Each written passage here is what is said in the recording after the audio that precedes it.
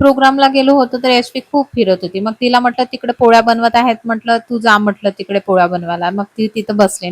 एका ठिकाणी बसली पोळ्या बनवताना. आणि आज सकाळी तर यशवी उठली आणि आणखी बेडकासारखी झोपली. तर आज आहे आषाढी पौर्णिमा. मग मूर्ती वगैरे चांगल्या साफ वगैरे करून घेतल्या. कारण की मी निंबूनेच करत होते, तर मला बिलकुल घासल्यासारख्या वाटत नव्हत्या, चमकतच नव्हत्या. मग रेयांच्या पप्पाला म्हटलं, "भैय्या पावडर घेऊन या," म्हटलं. मग त्यांनी भैय्या पावडर आणल्या. मस्त मूर्त्या वगैरे घासून घेतल्या. आणि म्हणजे लाईट पण गेली होती तरी मूर्त्या मस्त छान चमकत होत्या. नंतर पोचून वगैरे टाकल्या, अगरबत्ती वगैरे लावून घेतली. आणि ह्या स्टँडला तर आता भरपूर महिने झाले, पण यशवीने आणल्याबरोबरच याचं होल्डर तोडून घेतलं होतं. नंतर दुसरं होल्डर घेतलं, ते पण तोडलं. आता लावू लावू काम करणं सुरू आहे.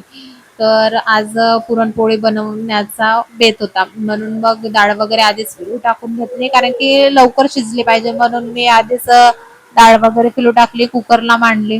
पाणी भरपूर टाकलं होतं, तर पाणी बाहेर गेलं, पण माझी डाळ थोडी खाली लागली होती. तरी पण पुरण खूप छान झालं होतं.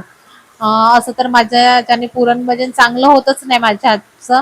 पण ह्यावेळेस खरंच खूप छान झालं होतं. मस्त पुरणपोळीचा स्वयंपाक वगैरे बनवून घेतला आणि नंतर यांच्या पप्पांनी पान आणलं, पान वगैरे खाऊन घेतलं. आजच्यासाठी एवढंच. बाय.